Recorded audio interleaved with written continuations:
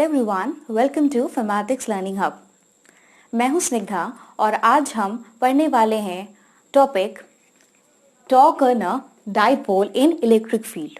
Right, तो क्या होगा अगर हम डाइपोल को प्लेस कर दें इलेक्ट्रिक फील्ड में। एक तरफ है uniform electric field and on the other hand we have non uniform electric field. उसमें लगने वाला टॉर्क कैसे होगा, नेट फोर्स क्या होने वाला है, तो अब आज हम इसी के बारे में इस वीडियो में पढ़ने वाले हैं। वीडियो शुरू करने से पहले मैं बता दूं, आप मेरे चैनल को जरूर सब्सक्राइब करें, फैमेटिक्स लर्निंग हब को। इस वीडियो को डेफिनेटली लाइक करें और अपने दोस्तों के साथ जरूर शेयर करें। आप मुझे फॉलो कर सकते हैं अनअकैडमी पे भी। Unacademy one of India's largest online educational platform, जो आपको हेल्प करता है अपने ग्रेट कोर्सेज को प्रोवाइड करके to help you achieve your dreams. अगर आप अनअकैडमी पे फॉर क्लास 11 एंड 12 सब्सक्रिप्शन के लिए अगर आप मेरा रेफरल कोड इस्तेमाल करते हैं then you will get a 10% discount. So जरूर से मुझे फॉलो करें अनअकैडमी पे। तो चलिए शुरू करते हैं आज का हमारा टॉपिक, जो है torque on a dipole in electric field. सबसे पहले हम बात करने वाले हैं यूनिफॉर्म इलेक्ट्रिक फील्ड की।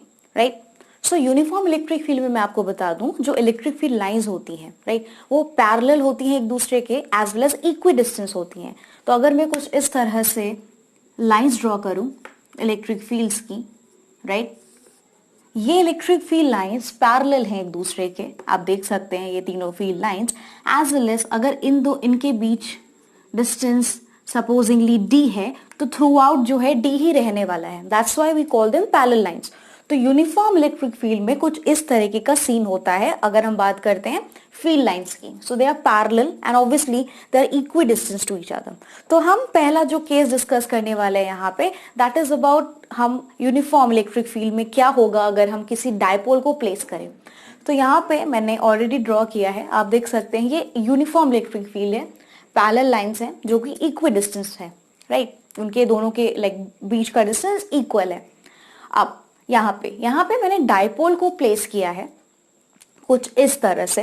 राइट, कुछ एक इंक्लाइंड वे में प्लेस किया है। नाउ डाइपोल जो है वो इलेक्ट्रिक फील्ड के साथ एंगल बनाता है थीटा।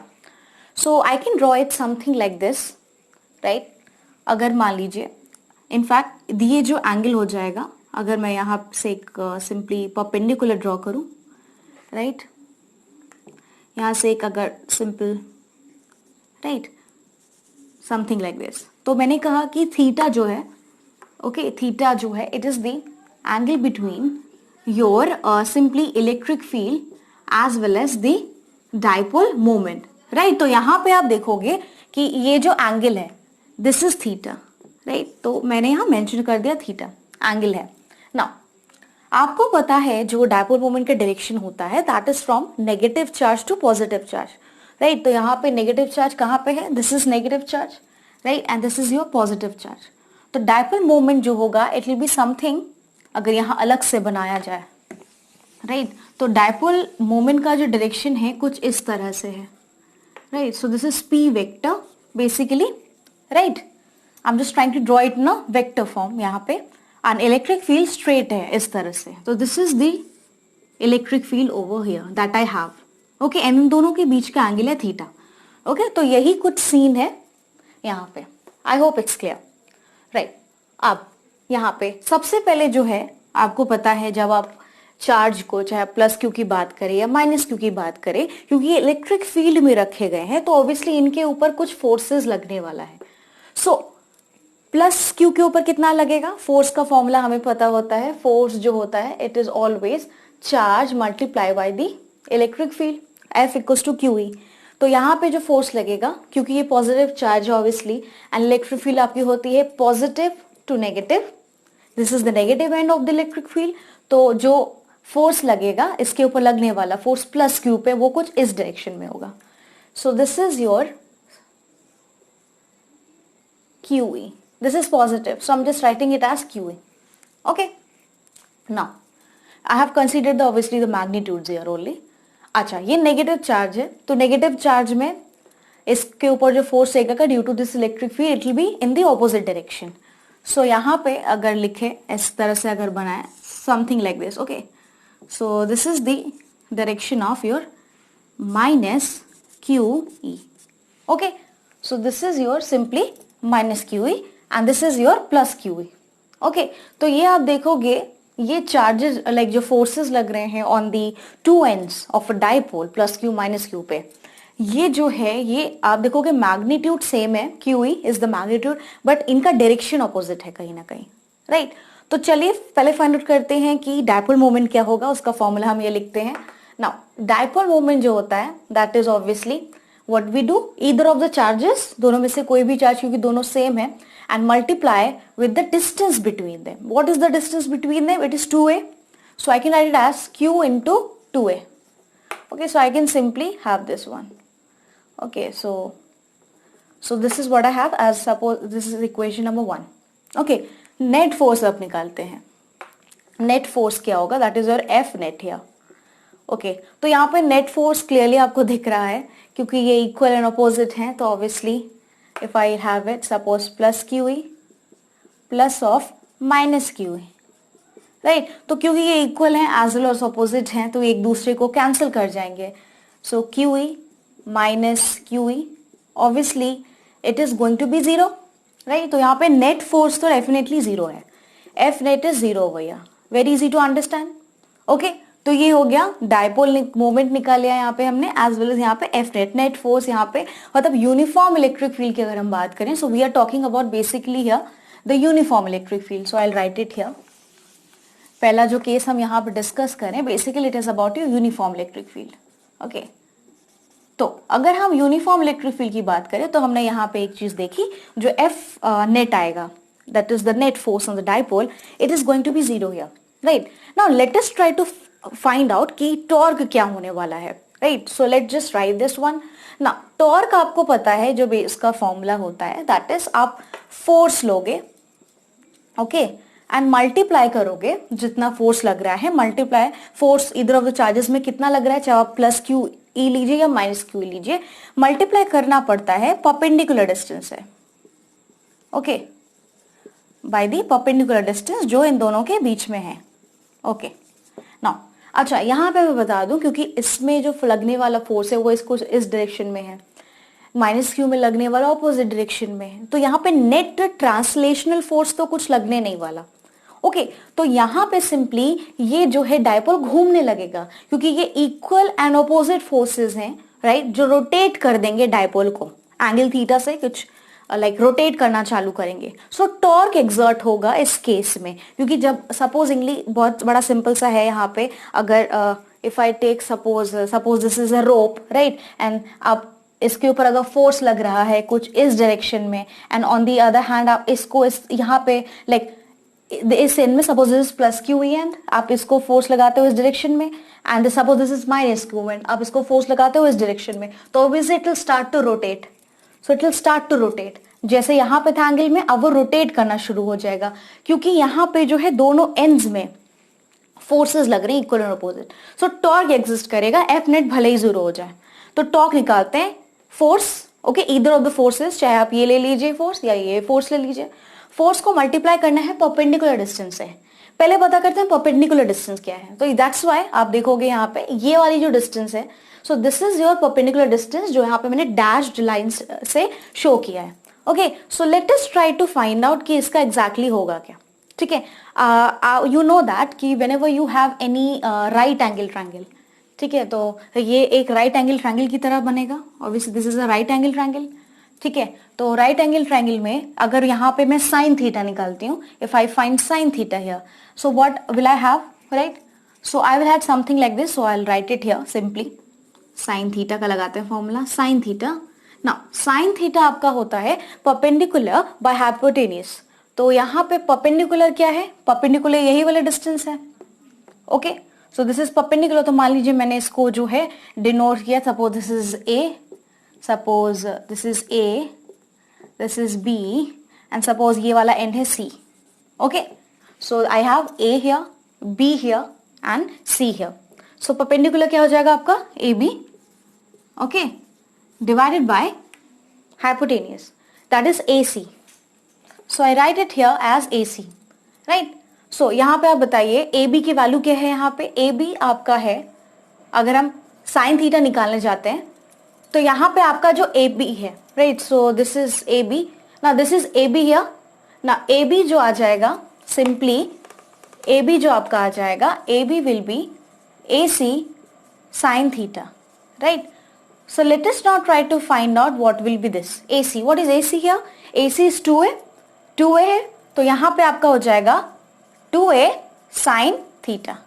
So it means ये जो perpendicular distance आई है that is simply 2A sin theta. So I can write it as 2A sin theta.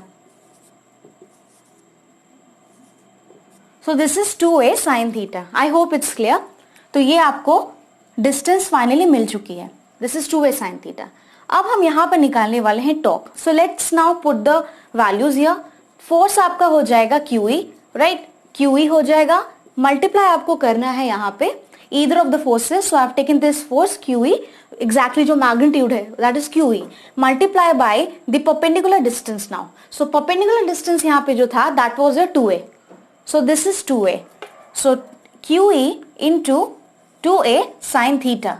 Okay, so this is what I have over here. Now अगर अब हम क्या करें यहाँ पे, सिंपली आप यहाँ पे देखोगे QE, राइट, सो यहाँ पे डाइपोल मोमेंट निकल के आ जाएगा 2A और Q को अगर आप साथ में यहाँ पे ले लोगे तो you will get it something as that is I can write, मैं Q और 2A को मिला के I can simply write it as P. So I will have PE sin theta. Right, so this is the equation number 2 that I'll get over here. So torque जो है यहाँ पे that is PE sin theta. I hope it's clear. कुछ इस तरह से आपका expression आएगा.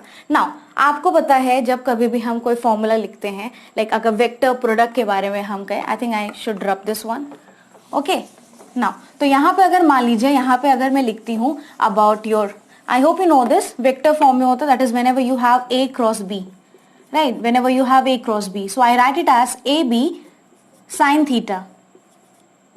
Okay, so this is AB sin theta here. Now, अब हम क्या करने वाले, this is A cross B.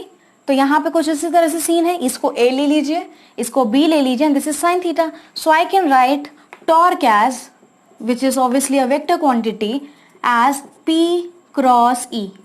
So using this vector product, I've got the formula of torque something like this. So this is the expression that I'll get. Torque equals to P cross E, right? तो ये आपका formula बन जाता है यहाँ पे torque का. Okay, so very easy to understand. Nothing difficult in this. So this is P cross E for the torque. Now, अब यहाँ पे जो आपको एक चीज समझने की जरूरत है कि exactly इस torque का direction कहाँ पे आएगा. That's why I made something over here. जब कभी भी आप वेक्टर प्रोडक्ट लेते हो A क्रॉस B जैसे आपने लिया, तो आप what you do, you simply have to do one thing over here कि आप जो है यहाँ पे डायरेक्शन अगर आपको निकालना है तो इसका डायरेक्शन जो आएगा it will be perpendicular to the plane containing momentum as well as the electric field. So यहाँ पे राइट हैंडेड स्क्रू से हम निकालेंगे, तो I will show you how it is to be done. आपको सिंपली जब कभी भी आप जाते हो A क्रॉस B की तरफ, यहाँ पे हम जाएंगे P से E की तरफ, तो you simply have to put your palm something like this. Okay, so अपने फिंगर्स को just in the direction of the first vector, अगर A होता A से B जाते हैं, हम P टू E जा रहे हैं, this is P cross E, so हम P टू E जाएंगे. So I will put it here like this P, right, and हम जो है सिंपली जो है मूव करेंगे अपना हैंड टूवर्ड्स E, मीन्स इस डायरेक्शन में आपको जाना है, टू दिस डायरेक्शन, आपको अपने पाम को मूव करना है इस डायरेक्शन में ना. जब आप मूव करते हो इस डायरेक्शन में that is P cross E, तो आपका जो है ये थंब ये पॉइंट करता है इनवर्ड डायरेक्शन में, that is into the this plane, into the whiteboard. So P cross E means torque का डायरेक्शन जो आएगा it will be into this. So this is what I have here as the formula P cross E. Okay, तो that is why your जो है vector it will be perpendicular to the plane containing P as well as E. And यहां से हमने जो direction find out किया that is it is into the plane. So I hope it's really easy to understand now. Now okay, so this is P cross E. Now अब अगर हम यहाँ पे let me tell you one thing, जब कभी भी आपका torque इस तरह से कुछ रखा हुआ है ऑब्वियसली इलेक्ट्रिक फील्ड में, this was minus Q, this was plus Q, okay, these ends were, और इसको यूनिफॉर्म इलेक्ट्रिक फील्ड में रखा है, ऑब्वियसली ये कुछ एंगल थीटा बना रहा है. डाइपोल हमेशा ट्राई करता है to align itself okay into from theta to zero angle in the direction, means वो जो है अलाइन कर लेता है खुद को ऑब्वियसली इलेक्ट्रिक फील्ड की डायरेक्शन में, तो ये कुछ रोटेट होते होते सीधा मींस जस्ट अपना जो है खुद को अलाइन कर लेगा into the direction of the electric field. So I hope this clear. Okay, so it will align, वो रोटेट करना चालू करेगा, क्योंकि यहाँ पे जो होती है, अगर आप यहाँ पे एंगल निकालोगे थीटा, दैट इज 0, तो साइन 0 से टॉर्क 0 आ जाएगा. तो टॉर्क लगने की वजह से ये जो है डाइपोल अपने आप को मूव करेगा एंड अलाइन कर लेगा इन the direction of the electric field. This case में आपका थीटा फाइनली हो जाएगा चेंज इनटू, यहाँ पे आप देख सकते हो 0 में हो जाएगा. ओके, तो यहाँ पे जो है ऑब्वियसली काफी कम एनर्जी होती है, दैट इज 0 हो जाती है. इनफैक्ट टॉर्क जो हो जाता है इस केस में 0 हो जाता है. सो this is how it's done. Okay, now अगर डाइपोल मान लीजिए परपेंडिकुलर डायरेक्शन में रखा गया, मींस थीटा अगर 90 डिग्री है, उस केस में देखते हैं क्या होगा scene. So if your dipole is kept something like this here, यहाँ पे. Okay, so this is your electric field here. Okay, and your dipole has been kept something like this. इस तरह से कुछ जो है आपका डाइपोल जो है रखा गया. This is minus Q, this is obviously plus Q. Okay, तो यहाँ पे अगर आप एंगल देखोगे तो यहाँ पे ऑब्वियसली थीटा जो है आपका दैट इज 90. ओके, तो इस केस में अगर फॉर्मूला लगाया जाए कि एग्जैक्टली टॉर्क क्या आएगा, तो टॉर्क का क्योंकि फॉर्मूला होता है पीई साइन थीटा, राइट, तो यहाँ ये बन जाएगा pE sine 90 degree, right. So sine 90 degree आपको पता है that is 1, so I will have torque as pE. तो ये जो है obviously this is positive, so ये मैक्सिमम जो है एनर्जी जो है लाइक मैक्सिमम टॉर्क लगने वाला है जब आपका डाइपोल जो है परपेंडिकुलर डायरेक्शन में हो. ओके, अगर आप इसको छोड़ दोगे finally it will tend to align itself into the direction of the electric field. तो ये था कॉन्सेप्ट आपके पूरे टॉर्क का जब हम बात करते हैं यूनिफॉर्म इलेक्ट्रिक फील्ड के बारे में, राइट. तो यहाँ से एक सिंपल डेफिनेशन हम निकाल सकते हैं. मान लीजिए अगर यहाँ पे as I said that the formula for torque is, जैसे यहाँ पे है टॉर्क का मैंने जैसे कि बताया it is pE sine theta, right. तो अगर आपने यहाँ पे इलेक्ट्रिक फील्ड को ले लिया 1 unit, okay, so you can take any units, so I am writing it as in general 1 unit. अगर आपने इलेक्ट्रिक फील्ड को 1 यूनिट ले लिया, साइन थीटा अगर आपने 90 डिग्री ले लिया, तो इस केस में आपका टॉर्क जो है इक्वल हो जाएगा डाइपोल मोमेंट के. ओके, सो डाइपोल मोमेंट इक्वल होता है टॉर्क के जब आपका डाइपोल यूनिट इलेक्ट्रिक फील्ड में रखा गया है, एज वेल एज जो डाइपोल एंगल बनाता है इलेक्ट्रिक फील्ड के साथ वो हो 90. Okay, so this is what I have. In this case torque will be obviously equal to the dipole moment itself. So I hope ये टॉपिक जो है यूनिफॉर्म इलेक्ट्रिक फील्ड का जब डाइपोल को रखा जाता है इट्स क्लियर टू यू. तो अब हम जो बात करने वाले हैं that is about what will happen अगर हम डाइपोल को नॉन यूनिफॉर्म इलेक्ट्रिक फील्ड में रख दें. What is a non uniform electric field? जैसे हमने electric field uniform electric field के बारे में बात करी थी, तो उसमें मैंने कहा था जो इलेक्ट्रिक फील्ड लाइंस होंगी वो एक दूसरे के पैरेलल होंगी और ऑब्वियसली इक्वी डिस्टेंस होंगी. बट यहाँ पे कुछ सीन दूसरा है, दैट इज इस तरह से कुछ जो है इलेक्ट्रिक फील्ड लाइंस होती हैं. आप देख सकते हैं इनके बीच का जो डिस्टेंस है दैट इज नॉट सेम. अगर यहाँ पे ए है तो it is something A dash, right. तो they will not be parallel as well as equidistant तो डेफिनेटली नहीं होने वाली है. अब जो है हम बात करने वाले हैं नॉन यूनिफॉर्म इलेक्ट्रिक फील्ड में अगर हम डाइपोल को रखें तो नेट फोर्स क्या होगा, इलेक्ट्रिक फील्ड क्या होगा, राइट. सो क्योंकि ये नॉन यूनिफॉर्म है, राइट, तो यहाँ पे जो दोनों एंड्स में, this is one of the end of the dipole, यहाँ पे मैंने डाइपोल लिया है, okay, minus Q plus Q, and यहाँ पे मैंने for a change distance small D ले लिया है. आप 2a भी ले सकते हो. ओके, सो ये जो डाइपोल है ये सिस्टम में जो दोनों एंड्स में है, इन दोनों एंड्स में जो लगने वाला फोर्स होगा वो अनइक्वल होगा क्योंकि यहाँ पे हमने डाइपोल को रखा है नॉन यूनिफॉर्म इलेक्ट्रिक फील्ड में. ओके, सो जो फोर्स लगेगा it will be on minus Q and plus Q will be unequal but obviously opposite. Okay, अब फोर्स यहाँ पे जो आएगा नेट फोर्स वो नॉन जीरो आएगा, यहाँ पे कुछ फोर्स की वैल्यू आएगी. तो एक सिचुएशन मैंने इस तरह से कुछ कंसीडर किया है जहां पे मैं प्रूव करूंगी कि नेट फोर्स जीरो आएगा या नहीं आएगा. तो सो कंसीडर हियर जो यहाँ पे एक प्लस क्यू चार्ज रखा गया है, ऑब्वियसली इस प्लस क्यू चार्ज की वजह से अपना एक ओन इलेक्ट्रिक फील्ड होगा. अच्छा, इसके इलेक्ट्रिक फील्ड में इस डाइपोल को रखा गया है minus Q plus Q separated by a distance small D. Okay, now this is the center, suppose O, right? तो डायपोल के सेंटर से जो इस प्लस क्यू का डिस्टेंस है, I have taken it to be small r. Okay, now पहले देखते हैं जो यहाँ पे फोर्स जो लगेगा एट पॉइंट ए.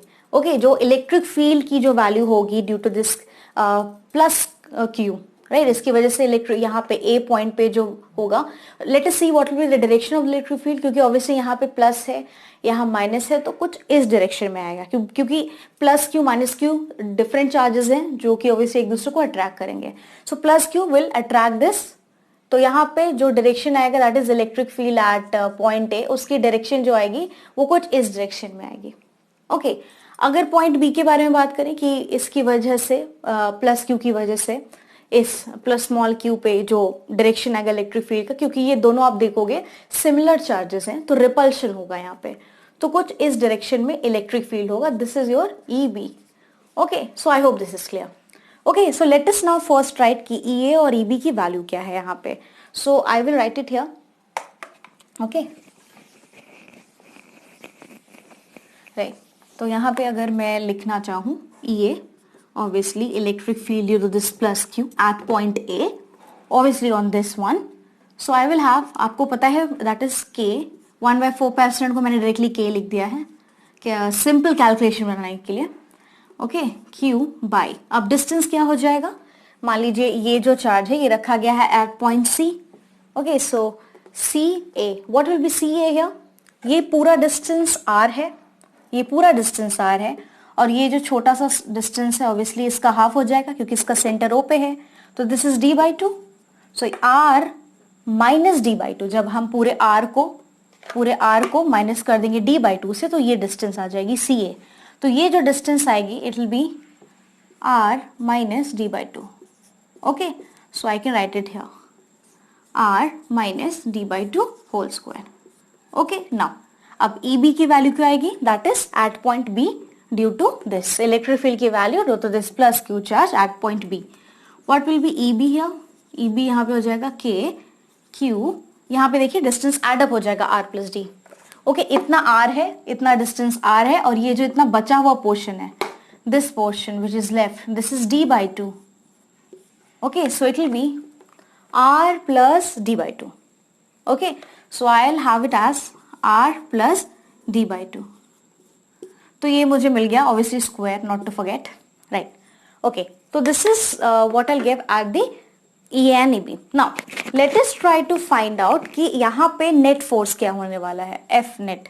तो अगर मुझे एफ नेट निकालना है यहाँ पे, ऑब्वियसली क्योंकि चार्जेस पे लग रहा है जिसका मैग्नीट्यूड क्यू है, तो it will be E A minus E B. अच्छा, E A minus E B क्यों हो जाएगा, नेट इलेक्ट्रिक फील्ड की अगर हम बात करें यहाँ पे, तो आप देखोगे यहाँ जो ई ए है, ओके, क्योंकि ये वाला चार्ज जो है माइनस क्यू, ये ज्यादा जो है नियर है, it is near to this q, तो इलेक्ट्रिक फील्ड की वैल्यू एट पॉइंट ए ज्यादा होगी.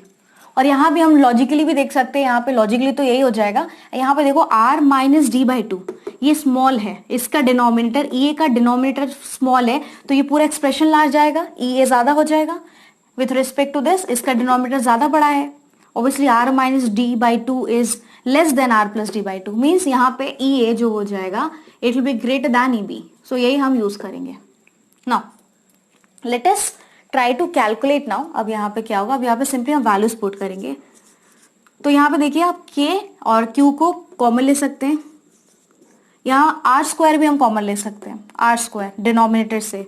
सो जब मैं यहाँ से आर स्क्वायर कॉमन लूंगी, क्योंकि आर कॉमन लोगे तो स्क्वायर बाहर आएगा, क्योंकि यहाँ पे स्क्वायर लगा हुआ है, तो मुझे जो मिलेगा यहाँ पे फाइनली अंदर की तरफ that will be your 1 by, ठीक है, I will be having 1 minus D by 2r, ठीक है, and I am subtracting minus 1 by, इसको रख देते हैं, that is 1 plus D by 2r. Okay, so मैं ये रब कर देती हूँ, मैंने वैल्यूज यहाँ पे पुट कर दी हैं ई ए और ई बी की. आई होप दिस इज क्लियर.